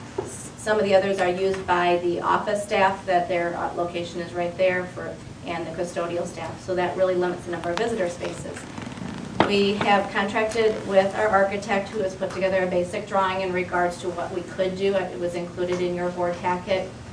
That we could still get this done as a summer bidding project. It would add 29 parking spaces to the front of the building. And Tim may want to speak in regards to the traffic flow and some changes that he has been discussing with Officer Jaquez in regards to how we can get that traffic off of First Street and still have the safety of the children in mind. Sure. We, when we initially talked There's kind of threw around a couple different ideas. The first thing, the logical thing you might be asking is, why don't we just move the parent pickup to the back where there is space and have the bus pickup in the front? The problem with that right now is there's not enough spaces for all of our buses either. So that was not an option. So that's why we're looking at this right now. What we'd be looking at with the proposed parking lot is have really, essentially we get another line in there. Right now there's 2 lines of parent pickups in the front. We basically have a U-shaped driveway. I think it runs pretty smoothly for what we have right now, for what we have to work with. What we'd be able to get is an additional line of parent pickups with a move in kind of just supervision and traffic direction, but we would, in addition of that line would get the cars from First Street waiting to pick up the kids to that circle driveway that we have. Have you shared this with the city at all? I've talked to Joel Mauer, and our architect has also. They are very interested in us doing this to help with that congestion that is going on First Street. I'm not sure. I don't think it falls into a TIF district, does it? Not aware of. Just Founders and Founders and Cheeseburger. Yeah, and actually I will add, at the beginning of the year when we made sweeping changes to transportation, because of the traffic on First Street was delaying our buses going to the high school. So every time we had a delay, which then has a rippling effect, because as we started coordinating the efforts of middle school and high school, the bus drivers would report out to us their delay in reaching the high school was because they were stuck in traffic on First Street. So it has complicated many issues, I think, for the community. Colin? So 30 years ago I was at Clinton Rosette, and I don't know what the population was then. But I remember waiting in line and mom dropped me off occasionally. And I work right by Clinton Rosette, so I drive by when school starts almost every day. And I agree, it's a long line, it's this, that. And parking sucks there, for sure. Whenever I've gone to visit the building, I get it. Always has. Same thing with Northern. I go to Northern, parking sucks. To me, to spend $130,000 to address a traffic situation that's been there for a long time and to provide additional parking when we've already expanded parking at Clinton Rosette, I don't know, seems like a lot of money right now. The comments? I mean, Mike, Tracy, all your kids go to school, you guys go there every day. I mean, I've dropped my kids off there for 5 years straight. I tended to go early, so I never encountered any traffic problems. It was because I went earlier than the average. I just wonder if there's another option available that's less expensive. We talked about blacktopping part of Huntley, and we balked, and that was dealing with the kids' safety. Here we're talking about just getting a few cars off the road, and I know it's more than a few, getting cars off the road and spending $130,000, and it's not necessarily regarding kids' safety. And so I'm just kind of weighing that whole thing of what should we be doing? And it's not Huntley, it's Founders. I'm still used to Huntley. So I struggle with the expense. And is there a better option? Is there another option that we could look at that would be less costly? I think it's absolutely kid safety. If you are there, if you're not one of the early arrivals and you get there at rush hour, I think it's a matter of time before we have, and they have people out there working hard on all these cold mornings to direct that traffic, but it's dangerous.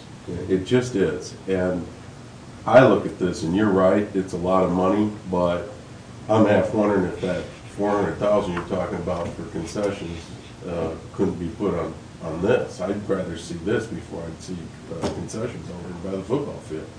This will save an accident on First Street, and it probably will save a kid from getting hurt someday, if not worse.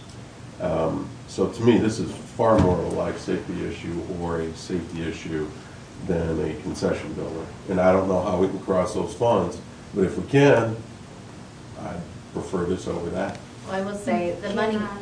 yeah, we cannot do that. Use the funds from a referendum from the high school to this. We understand that, but the point's, Yeah, it's And more of what a it point, is. I'm sorry, but that's far more of a priority to me than that.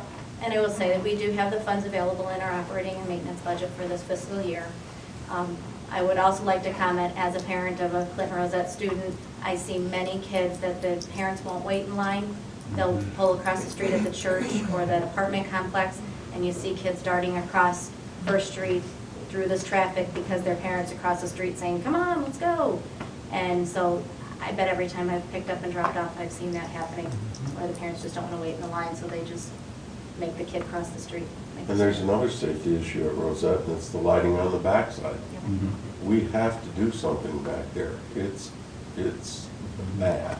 That is on our project list also, and we're actually looking at as a possibility for the summer, being able to manage that internally by our That'd be staff. great. So That'd be great. we're getting those cost projections now. Thank you. Jessica, Do you remember elevator, IDOT came out? That didn't cost us, correct? Correct. Is it possible that we can do, because that is an exponential amount of money in order to spend? I know we're talking about kids' safety, but is it possible we can have IDOT actually give us some data so we can be data, data informed as far as making that decision? I don't know.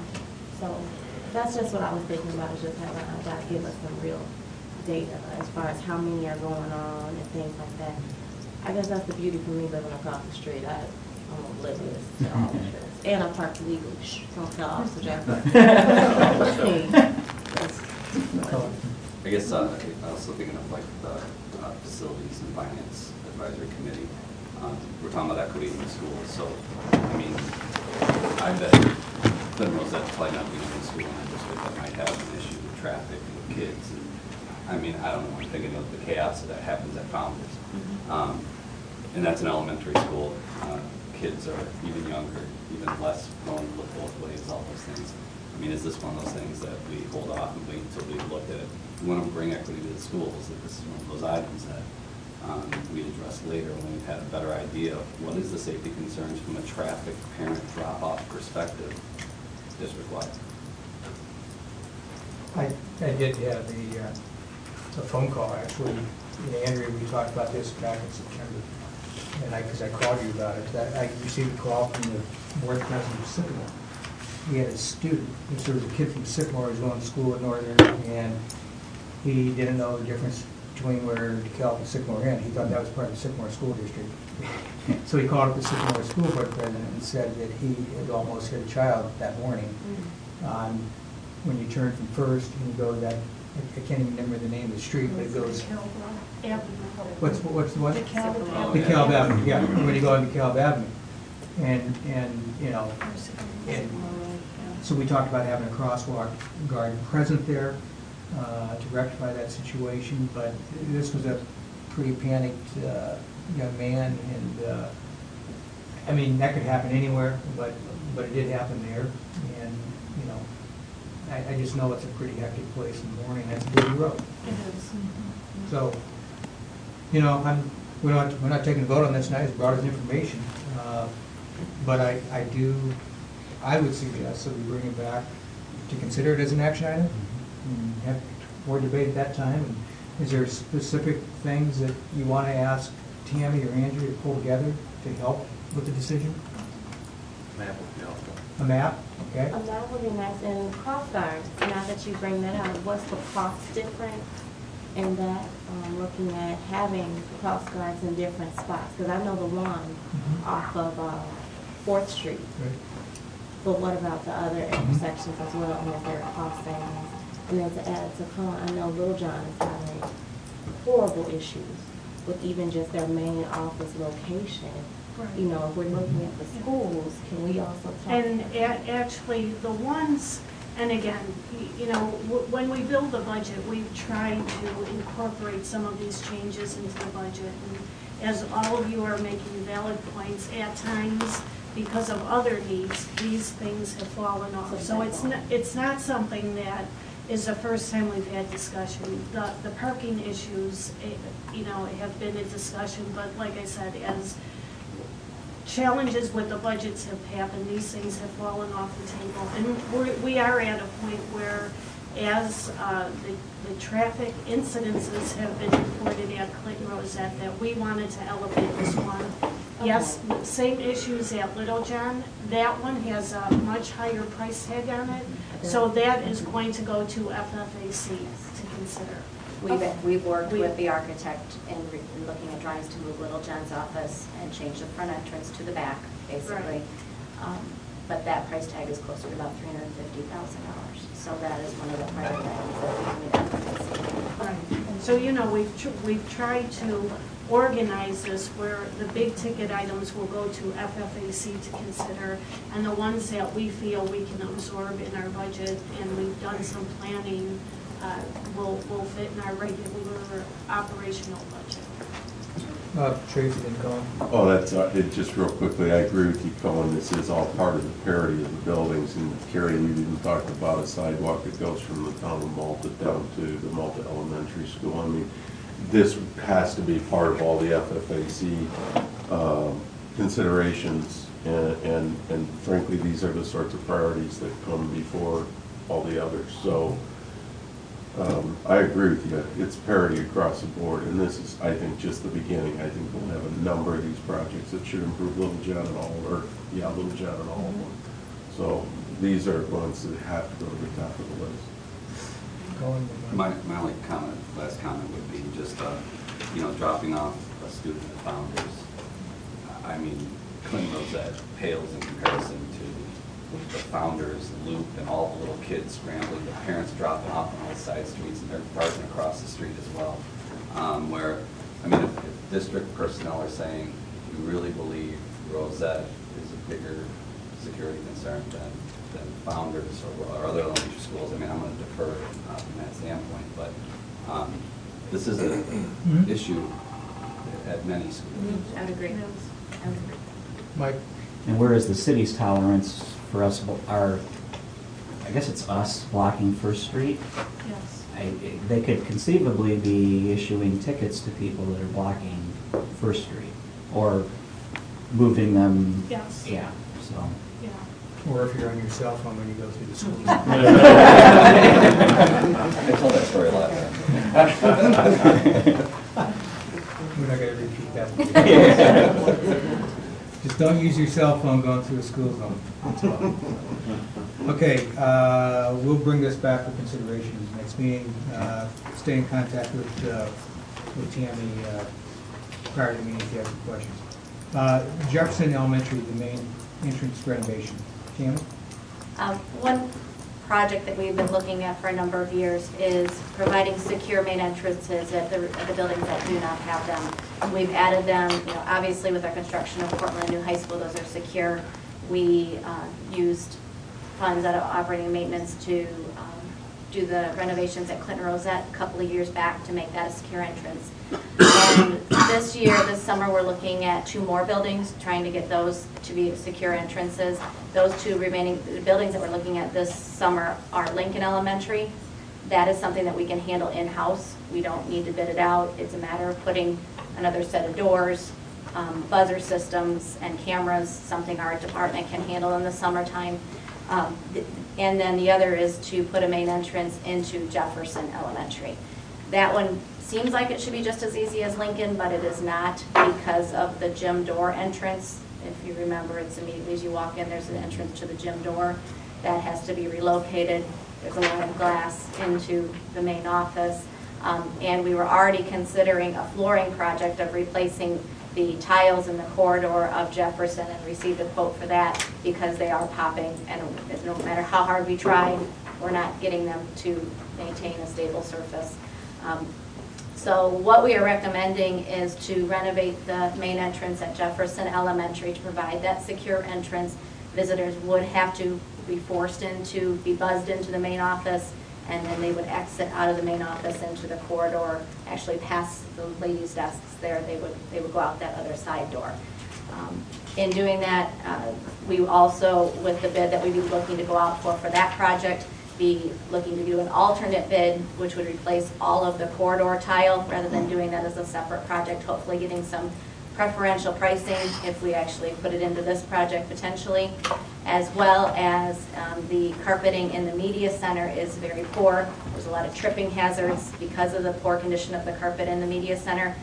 Again, I prefer just to include that as an alternate bid, see if we can get some good pricing on that, since it could potentially be through one flooring contractor on a larger scale. So that's pretty much what this project would entail for this upcoming summer. Questions? Remember we had a school board meeting there a year ago. I think remember some of those issues. That's good. I know I'm very glad that we brought this up, not to put salt on the wound, but after the shooting, I know that was definitely a concern for me with Little John. You know, and I know we're talking about Jefferson right now, but I'm glad we're starting to address these because of the so many entrances in the office location. I know I had to have a personal talk with my kids about don't open the doors and, you know, things like that. So I'm glad we're finally looking at this and making this a priority. So I appreciate bringing this forward in her FFAC. And I will let you know too, we are working with the architects in regards to Malta, Little John, and Tyler. Those are the remaining schools that would not have, that do not have secured main entrances. Those are much more complex renovations because all of their offices are located across the hall from the entrance. They're not in close proximity to the main entrance door, so it's a matter of relocating their main office and then renovating the entrance. And that in turn usually means you're relocating a classroom potentially because you're taking over a classroom space to provide space for the main office staff. And how does that impact the nurse? It's a kind of a snowball effect when you start moving the main office. Right. So all of those will be in front of FFAC. Yes. Okay. So we're not, again, just, we're trying to accommodate the lower cost ones through our operational budget, and the bigger items that we have already looked at will go back to FFAC.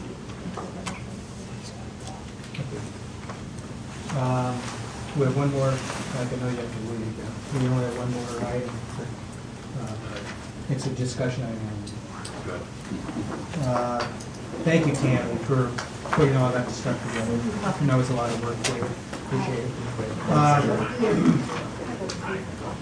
Hey, Dave, we're not done yet. Yeah.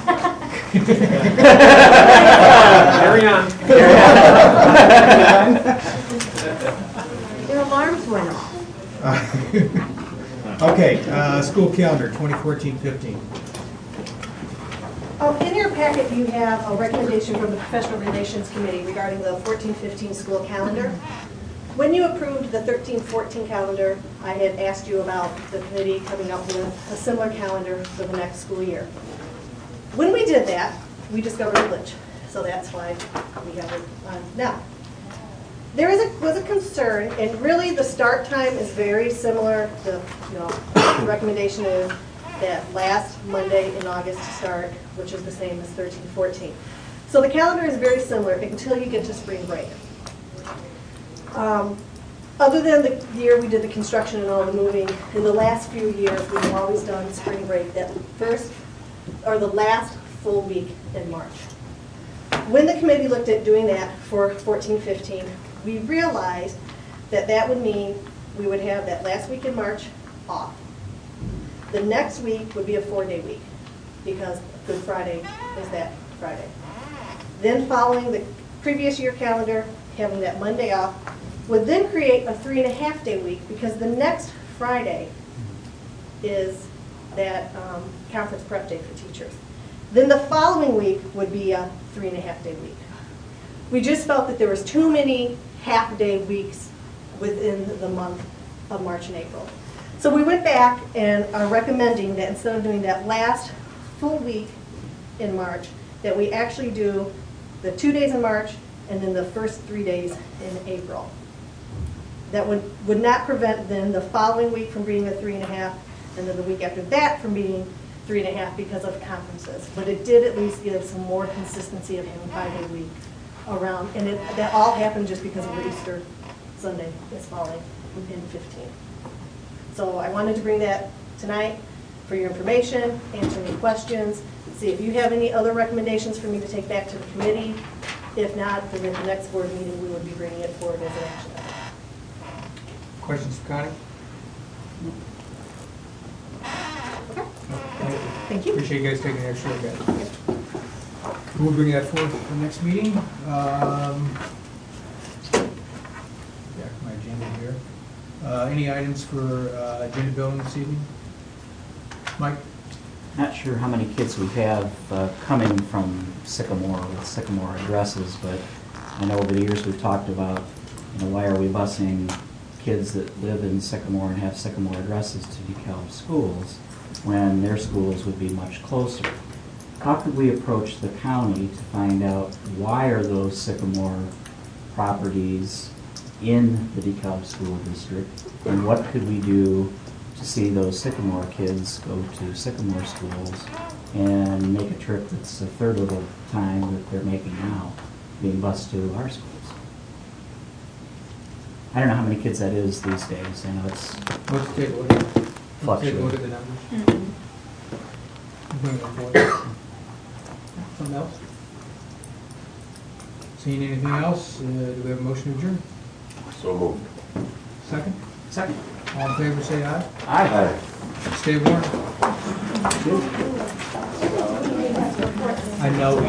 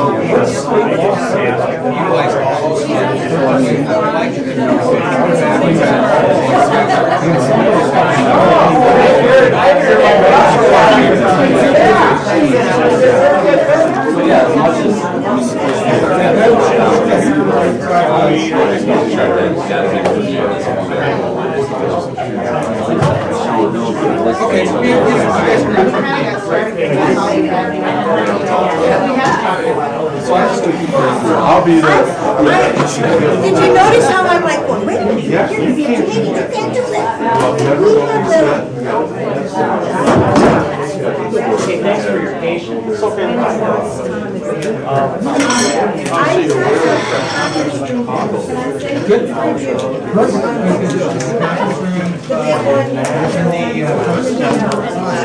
See you guys later. See you, Colin.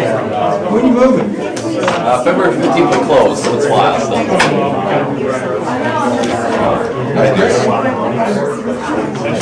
So.